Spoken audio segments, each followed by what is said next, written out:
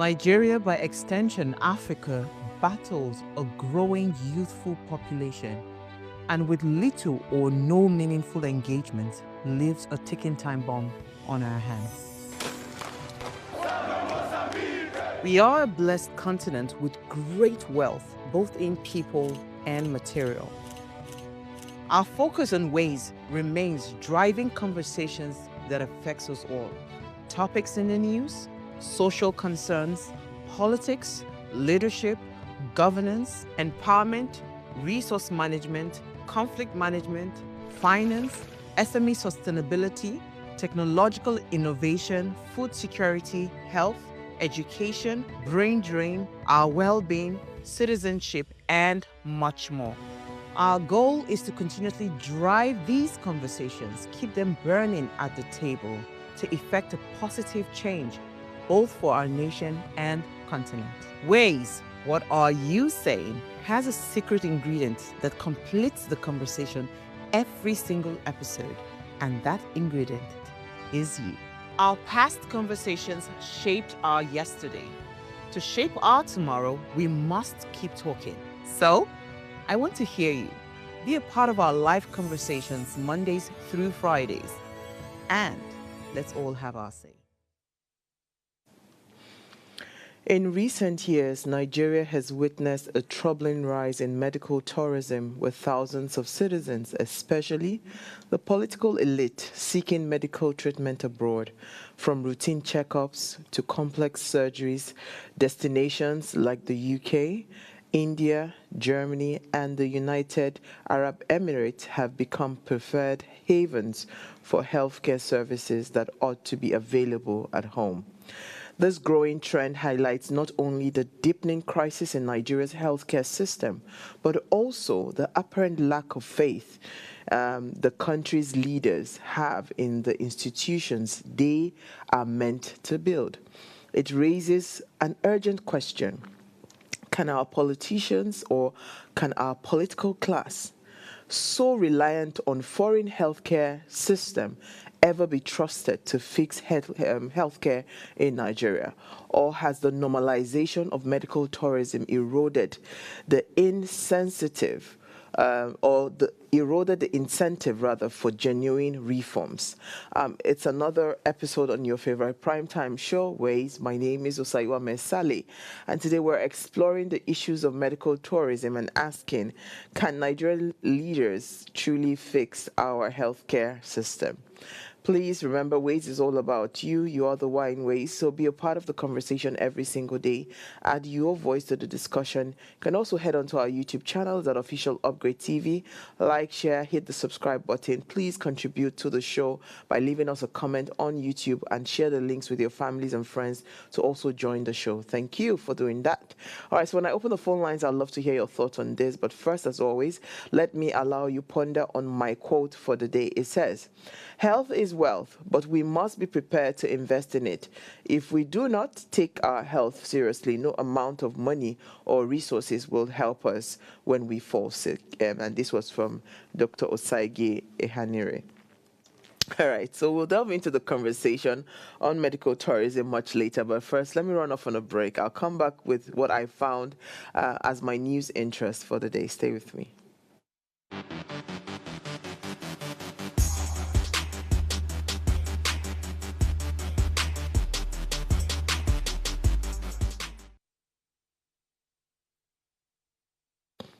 All right, let me start today.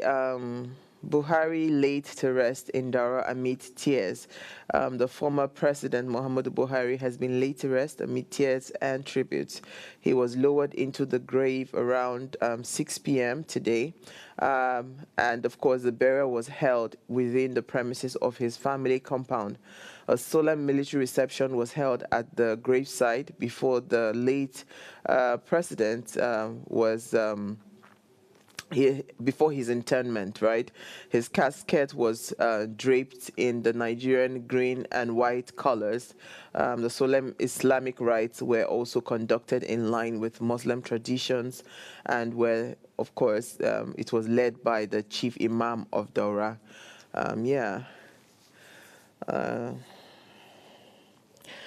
It's a wake-up call for a lot of us. In the end, everybody is going to die. As far as life, as far as the cycle of life is concerned, everyone is going to die. So we always keep asking ourselves, when I die, what do I want to be remembered for? What memories, what memories should be on in the hearts of people about me? It was just an interesting time watching all the ceremonies and the event, that happened today. May his soul rest in peace. I mean, I think we all castigated the man Buhari, but I've just been a bit quiet and just reflecting and introspecting. We are a product of who we are. Our leaders are a product of who we are as a people. Truth is, we cannot be better, or our leaders cannot be better than the crop of people that we have in Nigeria today. So if truly anything must change in Nigeria, we as a people must be the ones to be driving that change. And there's a saying that says, you cannot give what you do not have. So if we have struggled all these years to find good governance, to find good leaders, to find people that would actually care for the people and have the heart of people, then it should tell you that perhaps, where that basket, where we're pulling those leaders from the pool of Nigeria, it's where that needs to be the concentration that needs to be fixed, So if we're not having the quality of leaders that we want, it means that the quality of us as a people there's something fundamentally wrong. So I'll leave it there. May his soul rest in peace. Now, Buhari could have long died if he had not if he had used Nigerian hospital, and this was from his spokesperson. I intentionally wanted to take this topic because it just speaks to what we're having as a conversation today. So the former special advisor on media and publicity to the ex-president Muhammadu Buhari, Femi Adesina, said that the former Nigerian leader may have not survived his health challenges if he had relied solely on Nigerian hospitals for treatment, responding, of course, to criticisms over Buhari's repeated medical trips to the United Kingdom while in office. Additional defended the decision, saying that it was a matter of survival. Buhari always had his medicals in London, even when he was not in office. So it was not about the time he was president alone. He had always had it there. And of course, he explained that according to him, the UK doctors had been managing Buhari's health before his election in 2015 and were well acquainted with his medical history, making it unwise to change medical teams mid-treatment. He argued that the decision to continue treatment abroad was based on professional expertise and the limitations of Nigeria's healthcare system at the time. He maintained that the former president's choice of overseas treatment should be seen within the context of necessity rather than luxury or disregard for local health care.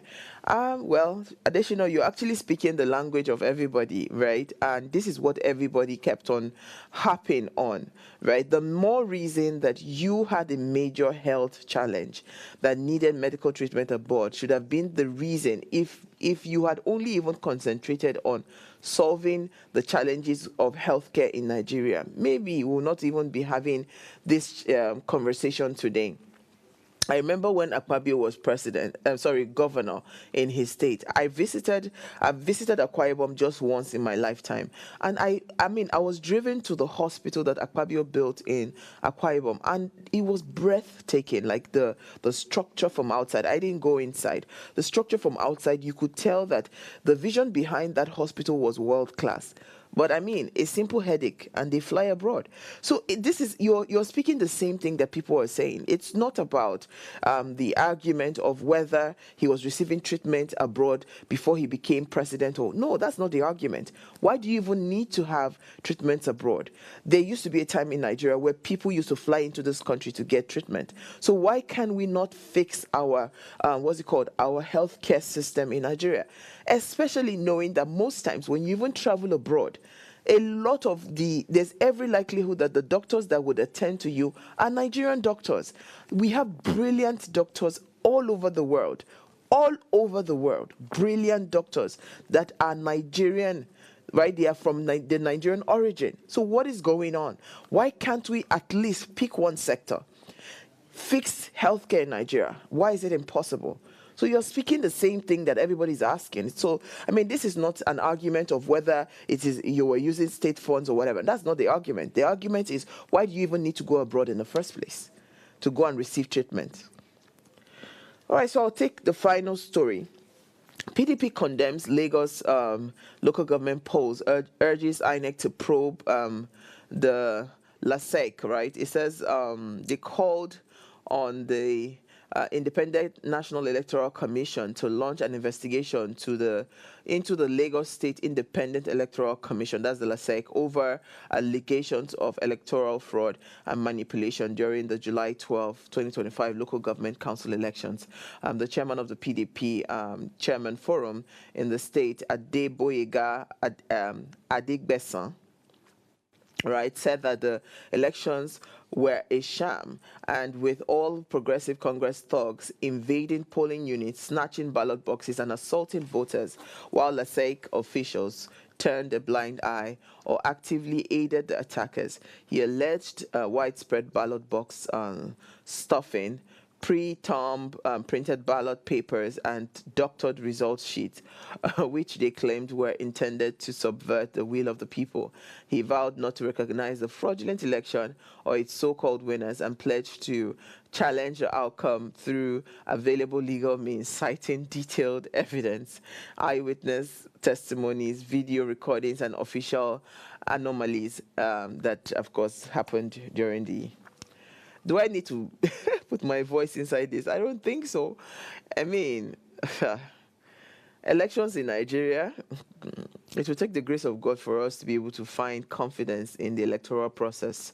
Even the courts that you want to go to, the legal means, well, how credible are, what's it called, the legal judiciary right now, how credible are they to listen and actually, come out with fair judgments, despite, damning evidences that you see. So I don't know. Let me leave election matters. I'll take a break. When I come back from the break, right, let's discuss healthcare in Nigeria. Stay with us.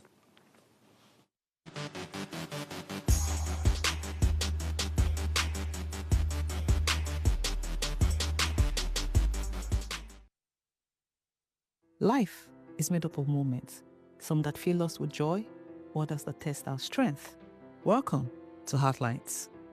This is our space to explore the highs and lows of human connection, the love, the heartbreak, and resilience that shapes our life. From relationships to friendships, parenting to partnerships, and so much more. Every week, we share stories and conversations that define us, navigating love, separations, the struggles of parenting, dealing with anxiety and managing the pressures and stress of life. Real conversations that bring us closer, helping us heal, grow, and connect. So join me Mondays through Fridays at 10 p.m. for Heartlines, the show where we connect hearts, have real conversations with real people, one story at a time.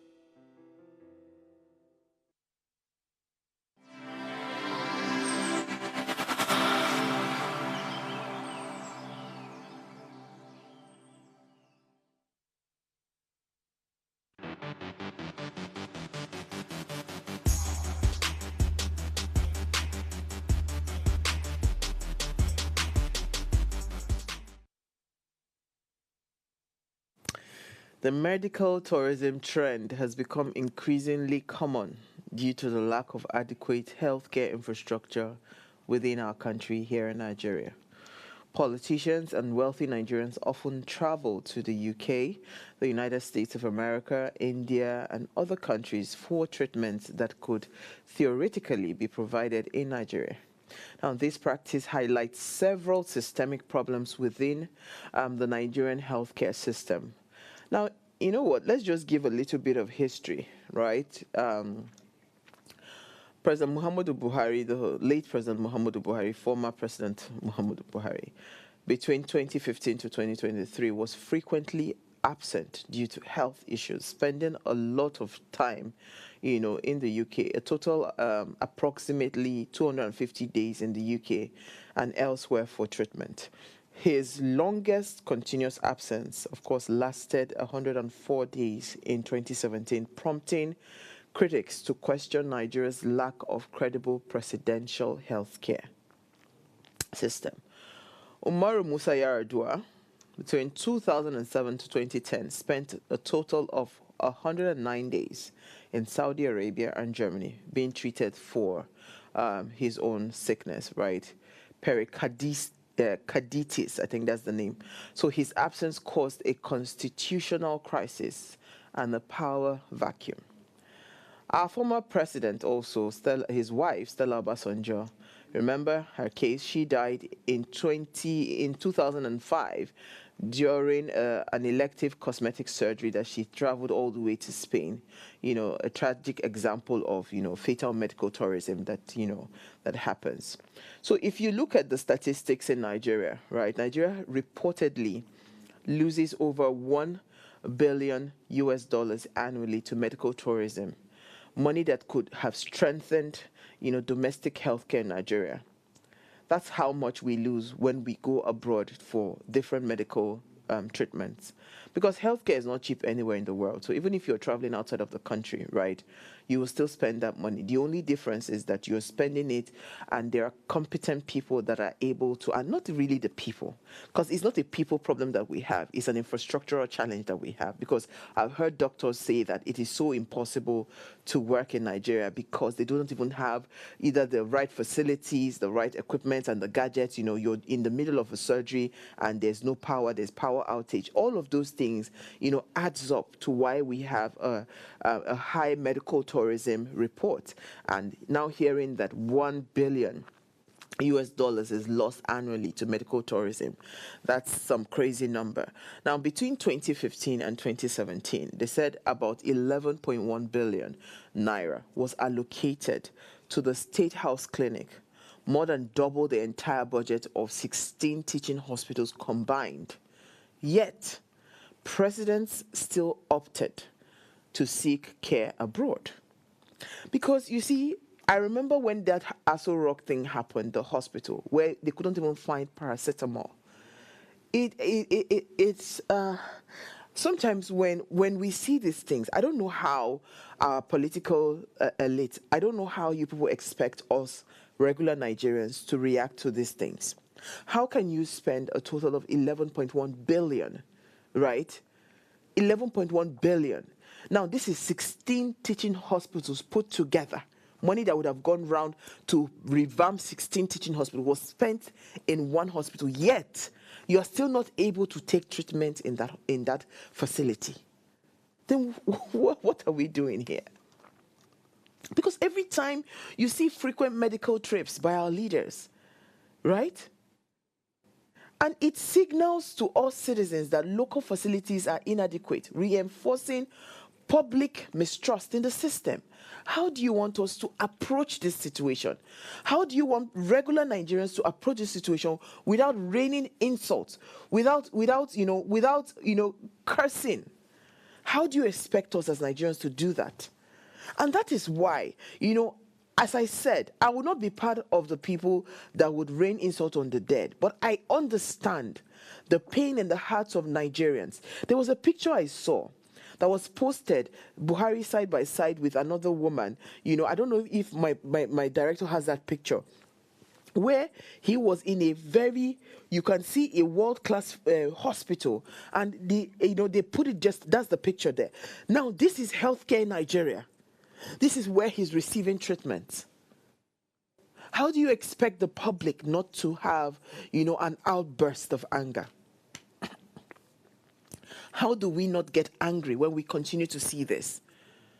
This is the state of hospitals in Nigeria. You go to government hospitals, you go to public hospitals, it is appalling.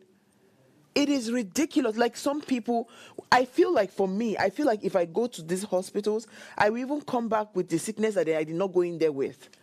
That's how bad it is. And it's even worse off when you spend money to say that you're pumping it into those healthcare facilities, and yet there's nothing to show for it. So there was a BBC report, right, that highlighted that Buhari's hundreds of days in London undermined faith in public healthcare. They called it terrible. They called it terrible. You see, and this is the thing. Every time that I hear Nigerians argue about our green passport, how it's not respected globally and all of that, the world is watching. The world is seeing what is going on within our shores. And the funny thing, internet has also helped that they don't need to come to Nigeria to know what is going on in Nigeria. That little tweet, that little post, that video you posted, crying for help, all of those things are data that is feeding the world, that people are seeing, and they're seeing that, oh my goodness, with all the resources that this country is blessed with, they're not even able to fix their healthcare system. That's what we're seeing. Our former First Lady Aisha Buhari, in 2023, she commissioned a 21 billion naira presidential medical wing at the State House Medical Center, aiming to reduce future trips abroad. Did it change anything? Did anything change? Every single time, it's almost like I always joke with my siblings and I say it's like our leaders, every 2 market days, they have to go and take some injections just to give them energy to come back and stay in this country. It makes no sense. If you study countries that want to do better, that want to change status quo, they pride themselves to say that no country will be better than my country. No airport will be better than my airport. No healthcare facility, no school, no road, no this, no infrastructure will be better than what I have in this country. So even if they are traveling abroad, they're not traveling abroad to go and, invest there or stay there or go and receive treatments there. No, they go abroad to see what is going on, what's the latest technology, and how can I bring this back home. That is a visionary leader. That are forward-thinking people. But our own, I don't know how comfortable we are. Now, the argument that a lot of people were saying that a lot of our leaders, they prefer to go abroad because of, confidentiality. For goodness sake, the doctors in Nigeria, even me, if I fall sick, right, and I do not want anybody to know, including my spouse, my parents, my children, there's that doctor-patient confidentiality. So I don't understand what you mean by there will be divulging of information. How does that even work when there are ethics? And this is where you should even question your laws and authorities in this country, because, a doctor that breaches those kinds of contracts, what do you think eventually happens? That doctor might lose his license if we are in a country that laws are obeyed. You see, when you stop to do things in one side, right, or you twist the laws to favor you in one arm or one sector, it is waiting for you in another sector. We can't keep on doing things like this. Once we are not known for, straightness, once we are not known for uprightness, for integrity, for accountability, it affects every other thing. So when you bring that argument about, patient-client confidentiality, if we had a country that the laws are working, right, of course the doctor knows never to try that, because if he does, something is going to happen to his license. So these are the things that we're talking about. And unfortunately, this is where we found ourselves. The funny thing, the Senate, they also debated legislation to mandate that public officials, they go abroad for medical care on personal funds, not state budgets. I don't know how far that went. Because from the reports that we gathered, around the late president, former president, We heard that the budget for his daily, what's it called, healthcare was £3,000 per day. On whose funds? When you say that all these people should go on personal funds, what is personal about the funds of most politicians? Really, what is personal? Is it the fund that was diverted from a project that they are supposed to do, allegedly, right? Or is it the overinflated contracts where they now get kickbacks from, allegedly?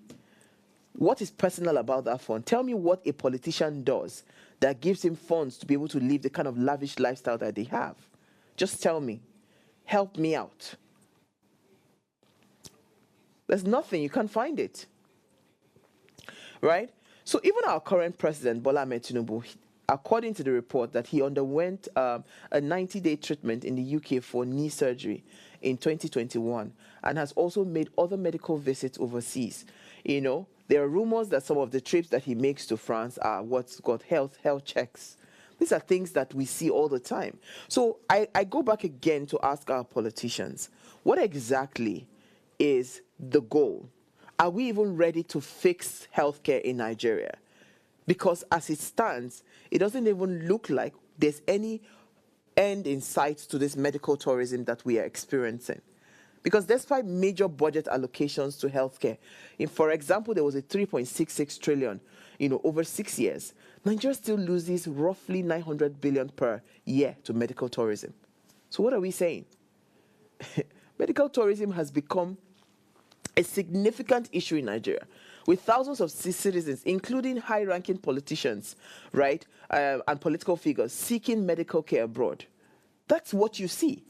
Right now, it's not even only the elite or the politicians. The reason we are focusing on them is because these are supposed to be the people that should be able to change, and fix, the healthcare system in Nigeria so that we do not have people going abroad. Unfortunately, I'd like to agree with Garba Shehu, right? I have someone very close to me, and I keep thanking God that person doesn't live in Nigeria. Because if that person lived in Nigeria by now, and this is almost 10 years later, it would have been a 10-year memorial we would have been doing. Why? Because the quality of healthcare in Nigeria, a lot of people, needless death has happened in our hospitals. Needless death, like negligence, different things that are completely avoidable. That's what we see. So just to put a bit of context for those that are watching that might not understand what medical tourism is, right? Medical tourism refers to the practice of traveling abroad for medical care, often due to better quality, affordable, or unavailability of specific treatments back home. That is what medical tourism is, defined as, in case you do not know. So when we're talking medical tourism, so you understand the terminology. And over the years, right, Nigeria has become one of the leading sources of medical tourism in Africa. It's just so sad. We are one of the leading sources of medical tourism in Africa. Wealthy Nigerians, including politicians, they often seek care in countries, as I'd mentioned earlier, like the UK, India, United States, UAE, France. That's what happens. You ask that why do Nigerian leaders prefer foreign healthcare compared to domestic healthcare? Because if you look at it, there has been massive public funds that has been allocated to healthcare. But Nigeria's healthcare system remains underfunded. Healthcare is not cheap anywhere in the world. This person that I talked about, that I said, thank God the person lives abroad. I know how much the medical bills were, but thank God for insurance, health insurance, government health insurance. Healthcare system remains underfunded, underdeveloped, and is plagued by an inadequate infrastructure, outdated medical equipment, insufficient training for medical personnel. High-profile politicians often seek treatment abroad due to the lack of adequate care at home. And this adequate care is strongly tied to the things I've said, right? Outdated medical equipment, inadequate infrastructure. insufficient training for medical personnel. That's what we see. If you go everywhere in the world, they'll tell you that Nigerian doctors are one of the best trained, globally. They have the best trainings. But when you train the doctor and you're not able to provide either an adequate facility or equipment for the doctor to be able to practice, how do you expect the doctor to work? Many top hospitals in Nigeria, including your teaching hospitals and state-owned clinics, they are in disrepair with issues like poor sanitation. I've said it. You go to some hospitals, you actually want to puke. There's lack of medical supplies, lack of, quality equipment, power. And you see all these frequent strikes by health workers. And why? Underpaid or not, they are being owed wages. When things continue to fly like this, it is going to be impossible to fix healthcare in Nigeria. You would think that with all the things that is going on and people that are going abroad and dying abroad and all of that, you would think that at least our leaders will prioritize fixing healthcare in Nigeria so that what if there's an emergency and you are not able to fly immediately out of the country? What happens? And that was why the former First Lady fixed the healthcare and commissioned a 21 billion, medical facility. But yet, they were not able to still use it. Nigeria's political class, right, they have access to significant wealth and resources. And that is why, foreign trips for medical care is easy and accessible for them. And that's the reason I don't think that there's any willpower to want to fix this. But if you look at it, the average Nigerian, we are struggling for basic amenities, basic things, food, shelter, clean water. So even basic healthcare needs, due to systemic neglect, we're struggling. The politicians might be able to afford traveling abroad for medical treatment. What happens to the average Nigerian? And that's why that picture of the president and that woman, it just stuck to my heart. It's a painful thing to behold. But this is a reminder of our stark reality.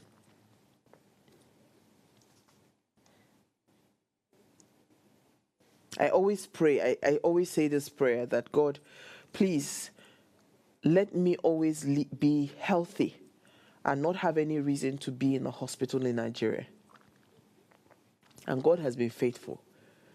The only 2 times I have slept in the hospital was when I was giving birth to my children.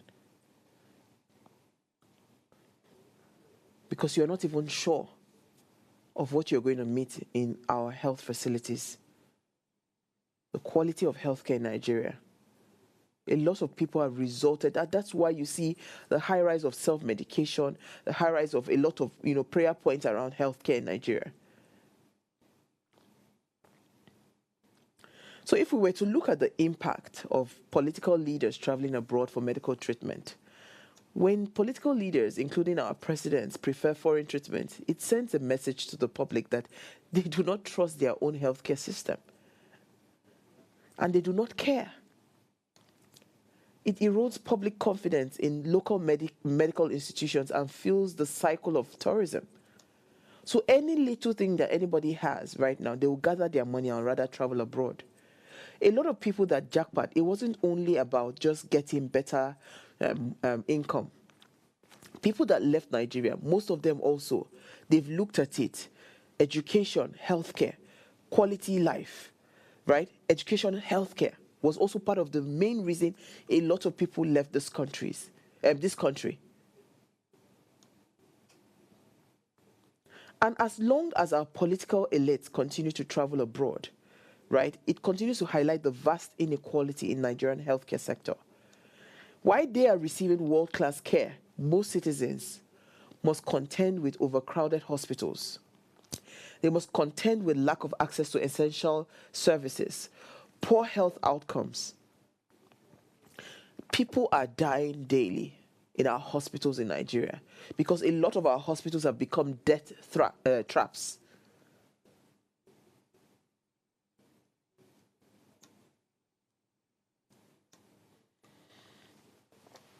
if you look at the financial implications of medical tourism, right?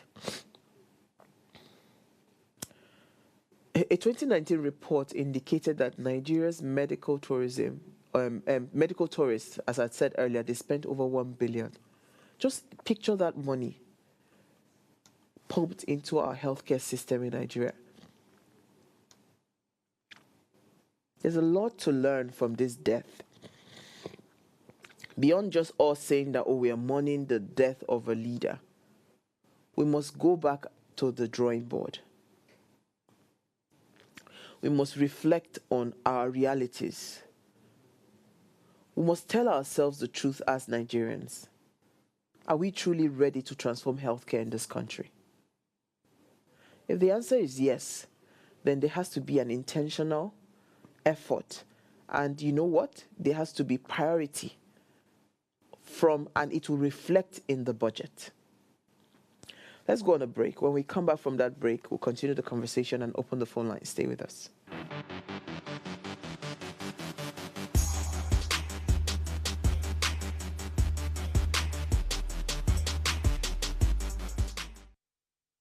Tell us you're a Nigerian without saying a word.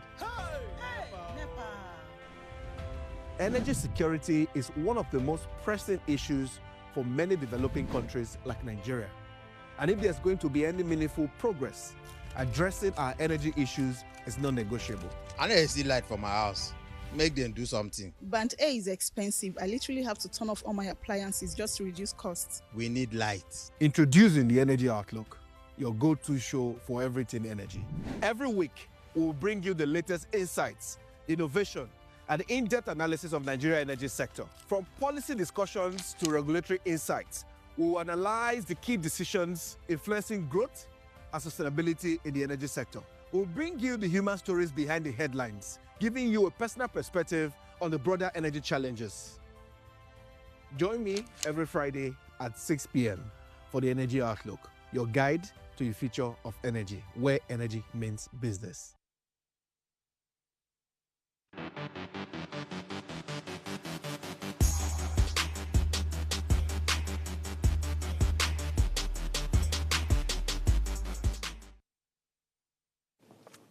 All right, thanks for staying tuned. Now, if you just tuned in, we're discussing, or I am having a chat.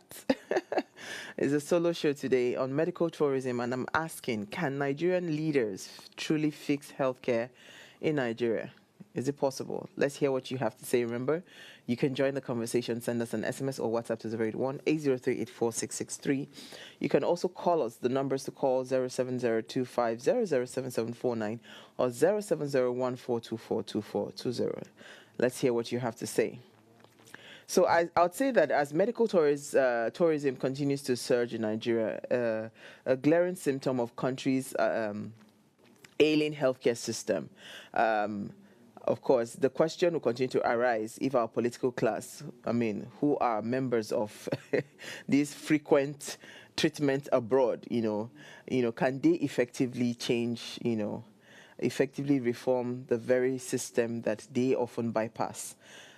Because if you check, I think if our politicians, most of them, when they have a headache, they're already abroad. In 2 seconds, they are there. Most of them have private jets. They have all sorts of things to be able to get them there. So the answer lies not only in political will, but also in a commitment to reshaping Nigeria's healthcare infrastructure from the ground up. While the situation may seem bleak, solutions are within reach. By redirecting the billions lost to medical tourism into strategic investment, right, fostering public-private partnerships and prioritizing systemic reforms, Nigerians can build a system, right, a healthcare system that meets the needs of all its citizens. So I was just going to say that I remember that a friend of mine that is a medical doctor abroad reached out to me and said, oh, he would love to come back to Nigeria to do some things and all of that. And the question I kept on asking is, now, shouldn't our leaders, our government, right, shouldn't they intentionally, right, seek for opportunities for public-private partnerships where people that have lived abroad, they've done all the works. They've gone through all the qualifications, certifications, they are at the peak of their careers. A lot of them, if you asked them, they will tell you that I'd rather come to Nigeria, to set up a clinic and actually where the impact will be most felt. A lot of them would want to do that. But what are the facilities that are in place, right? What are the facilities that are in place to be able to do that? Those are the questions that we must ask ourselves, right? So if we truly must change this country, right, we have to be, it's just, I think it's just, it requires willpower and intentionality. That's all I'll say. Because to reduce medical tourism in Nigeria, we must prioritize the development of world-class healthcare facilities. It cannot longer be business as usual. I don't want to mention names, but I've been to some hospitals in Nigeria and I'm saying, wow, this exists, but there's a lot of money. It's a lot of investment. So imagine if the government says, you know what, if you want to build a world-class hospital in Nigeria today, come, I'll give you hectares of land. I think we have a caller. Good evening. Thank you for calling. Good evening. Good evening. Thank you for calling. Okay, thank you. We are talking about medical tourism. Yes. Can you hear me? I can hear you. Go ahead. Okay. We're talking about medical tourism. One of the reasons why this thing will continue is because there is no law that is holding back those in political office that they should remain here for treatment. And I think I read somewhere that around early 70s to 80s, that even the king of Saudi came to Ibadan, CCH, for treatment. Absolutely. That was back then. Secondly, I noticed something, even our teaching hospitals, they have become like a death trap. When you get there now, they say, go and run this test, go and run this test, before you finish running the test, you've even lost the patient. Because that was how I lost a cousin last week. Before they could run this test, go and do that test, and it's not as if all of them are in the same place. So as you are running up and down, before you know, the person has given up. So I think we need to declare state of emergency in our medical sector. It's very important. Thank you so much. Thank you. And I would agree with you on the Saudi Arabia, because a friend of mine, her father was a medical doctor. In fact, I mean, she's a pastor now, and she always used to tell me how she would go to Saudi Arabia, because her father was working in the palace or something. So they flew him from Nigeria. That's how good, or that's how great our doctors are. It's sad. Honestly, sometimes I look at it, I say, like, literally, are we cursed as a people? Because how can you have so much, yet you're the one that is struggling? It doesn't make any sense. If we really must reduce medical tourism, Nigeria must prioritize the development of world-class healthcare facilities that cater to the needs of its population. And this includes hospitals, new hospitals, upgrading the existing ones, investing in modern medical technology. See what the caller said. How can you be jumping from one place to another for tests? All those things should be expunged, to be scrapped out. I have another caller. Good evening. Hello, good evening. Good evening. Go ahead, please. Okay. So one of our main problems is that our leaders are selfish and they don't want to do the right thing. It is very easy. If you go outside the country, you see what they are doing. But here, I don't know what our problem is. And I think one of the earlier callers mentioned having a law. Yes. If there is a law that, make the leaders to do the right thing and then make them to be accountable, we'll be able to do a lot. They'll be able to achieve a lot for us. Absolutely. Thank you. Thank you so much. All right, so I was just going to say that, yes, because what the Senate have said is that you would use your personal funds. That's not good enough for us. Don't even go abroad.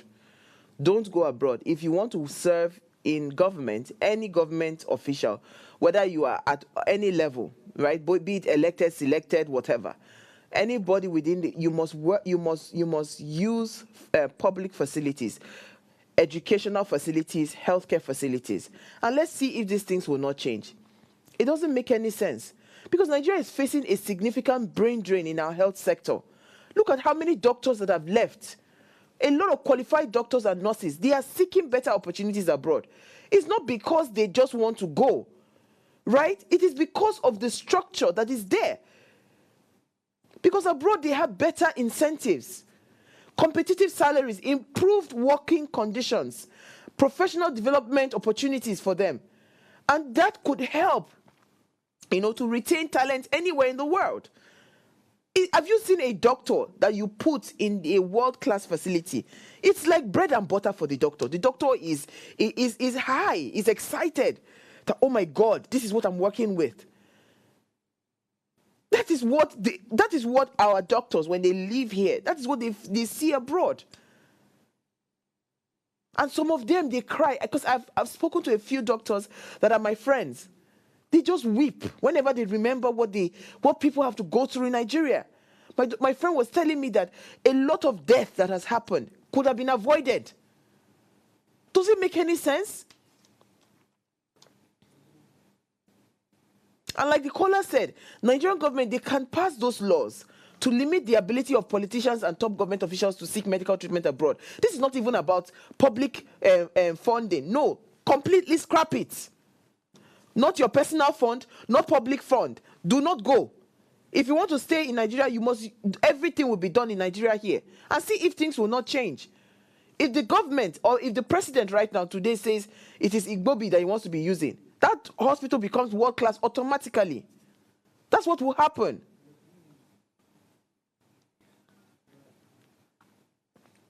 We must create a system where only private people are able to go abroad for this thing, medical. And see, let me tell you, once the political class are able to do that, it cuts off medical tourism. Let me take another caller. Good evening. Oh, we lost him. Apologies. So we have to change everything.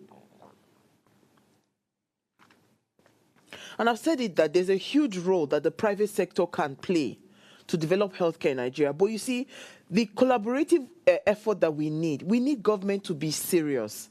There are hectares of lands. Hectares. The first thing you should do as a government, imagine if you tell the people, come and take 1 hectare of land, 2 hectares of land for free. No, nothing, they will give you the governor's consent. See if people will not come and build hospitals. Let's take another caller. Hello? Good evening. Thank you for calling. Hello, are you there? Oh, we lost you again. Apologies. Right? So collaboration between government and private healthcare providers could accelerate development of high-quality medical facilities in Nigeria. And with the right incentives, as I said, let's give them free lands. Let's give them free shipping of medical equipment. Let's give them free, zero tax-free, custom duties and all those things. Just remove every bottleneck and see if things will not change. I did a short course online with Harvard, and I was reading up on how the medical facilities in India was transformed. I was blown away. That is when you know that these people really care about. And let me tell you something. In fact, in their own, the people are the ones afraid to go into those hospitals because they think that it's an arm and a leg. These hospitals are world class. But the people, they rather stay at home and be sick. No, sick because they did not know. They had to start to educate the people that these hospitals are free. Even 1 kobo, you will not be charged. That was the opposite, because the hospital was looking too good to be free. So Indians were not going to those hospitals. Hello, I think we have another caller. Good evening. Yeah, good evening. Thank you for calling. For the topic you brought up. Thank you. I just wanted to say that when you go to the hospitals, you realize that most of the doctors ask us to run, most times does not actually solve the problem that the patient has come for. they do guesswork sometimes. That's one. Number two, the number of doctors and nurses we have. Are you sufficient? For instance, somebody took his son to the hospital. I don't want to mention the name of the hospital. A federal government establishment got there by 8 a.m. and the person was not attended to until 6 a.m. that same day. Why? Because they had only 2 doctors on duty. Another problem is wrong diagnosis. So I just pray God helps us, as you've always said. Thank you so much. I was just going to say to you that when you say that they go there in the morning and they don't get attended to 6 p.m. It also happens in the UK, because I remember how that's why a lot of people resort to emergency calls instead of going to the normal visit for hospital. Secondly, you mentioned wrong diagnosis. All of those things are also part of the structure. You also mentioned something around, sugar, I forgot the first point you made. But long and short story is, for anything to be effective, there has to be, an intentionality to want to make it work. There will always be all of those small errors, but it should not be repeated. It should not be a continuous effort a continuum rather. I think we have another caller. Good evening. Hello, good evening. Are you there? The person, did we lose the person? All right, so I lost the last point. I wanted to touch on what the caller has said. But, long and short story is, for us to change healthcare in Nigeria, we need to be very, very clear that now, you see, when we are shouting 2027, let us also be clear as Nigerians what our demands would be. One of the two of the things that I'm very, very passionate about, or I'm very, very intentional about pushing healthcare and education in this country, we must change things. If we don't change it, it's just going to be... okay, I want to remember now, when he said 2 doctors, it's because we have lost a lot of personnel to what? Brain drain. A lot of doctors have left the shores of this country. A lot of nurses, they've left the shores of this country. We've lost a lot of personnel to brain drain. I believe we'll have another caller. Good evening. Good evening. Loma. You people have been actually talking on air for a very long time. We're apologizing. Good evening. Follow us on YouTube. This question, can our political class fix healthcare in Nigeria? With the present political setting in this country, they can never ever fix our healthcare system. Because they feel that when they fix it, the common man will benefit from it. Because if they know that they are representing us there, and they know why we voted in there, except if some of them allocated votes to themselves, if they know for sure that we voted them in there, I'm telling you, there's no way you will go there and will not fix the healthcare system. Look at our former president going to London to end his life, just end up there. Whereas maybe if they have fixed it here in Nigeria, I'm telling you, nothing will take away his life because he still have more years. Look at Obasanjo. Obasanjo is still alive. So what I'm just saying is that the thing that is happening in the healthcare system is happening in the petroleum sector. They don't want to fix it. These people are wicked from the pit of hell. So I'm using this opportunity to tell our political class, see, the work you do today will speak for you tomorrow. Just like all of us will die one day. Our president, former president has gone. What he did, either good or bad, is speaking for him or speaking against him. So our president, fix our healthcare system. Political class, fix our healthcare system so that we will drop our cap for you. Thank you very much. Thank you so much, Loma. I'd like to begin by applauding you on this topic and the picture of the former president in the hospital and the other lady speaks volume. It says, now, what is earmarked for Medicare is in our budget. Amidst all your pointers, I want to bring it home that is to states. Where are the governors themselves? What are the governors themselves doing? Do not get me wrong, I am not holding brief for the federal government. However, as a state governor, going by your word individually, where they are at the helms of affairs, must, can and should do better. They equally are write-offs. Funds allocated for healthcare in the budget used judiciously. That's the question. No. It's a healthcare scheme run by state government for civil servants is laughable. And this is because in most cases there are no drugs and it's stressful, etc. It says government and individuals must be held accountable. And this was a message from Grace. Thank you, Grace, for your message. Honestly speaking, it's a conversation that we can't keep quiet on.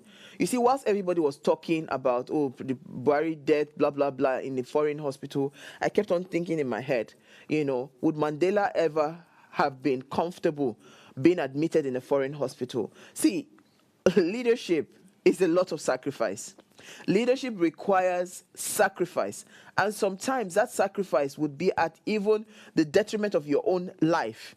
If you're not ready to be a sacrificial leader, then you're not ready to lead Nigeria. It is impossible for you to lead this country. The decay has gone too bad, and we need to change things. All right, so the issue of medical tourism in Nigeria is more than just an indictment of the nation's healthcare system. It reflects the deep divide between the political elite and everyday citizens who bear the brunt of systemic neglect. As the political class continues to seek medical care abroad, the question remains whether they have the will and the capacity to reform the very system they bypass.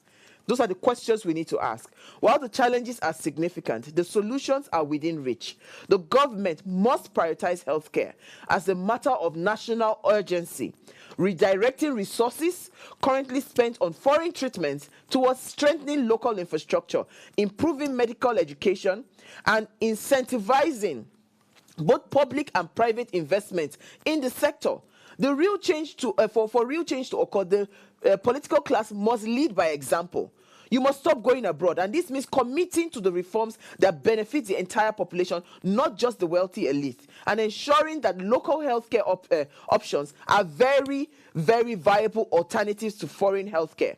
If political leaders are forced to rely on domestic healthcare, it can serve as a powerful catalyst for systemic change. By doing so, Nigeria has the potential to transform its healthcare system, reduce medical tourism, and build a healthier, more resilient nation. In the end, the pathway forward lies in the hands of Nigerian political leaders. It means that it is time for them to act not only as policymakers, but also as stewards of a health system that works for everyday citizen, ensuring that no one must be left in this country without proper care. Thank you so much for watching. Please ensure you subscribe to our YouTube channel and follow us across all social media handles. I'll see you guys tomorrow. Enjoy the rest of your evening.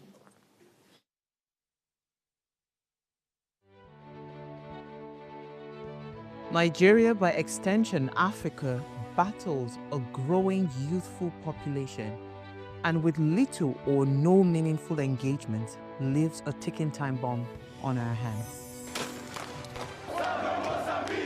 We are a blessed continent with great wealth, both in people and material.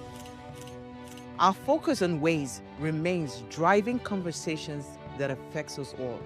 Topics in the news, social concerns, politics, leadership, governance, empowerment, resource management, conflict management, finance, SME sustainability, technological innovation, food security, health, education, brain drain, our well-being, citizenship, and much more. Our goal is to continuously drive these conversations, keep them burning at the table to effect a positive change, both for our nation and continent. Ways, what are you saying, has a secret ingredient that completes the conversation every single episode, and that ingredient is you. Our past conversations shaped our yesterday. To shape our tomorrow, we must keep talking. So, I want to hear you. Be a part of our live conversations Mondays through Fridays. And Let's all have our say.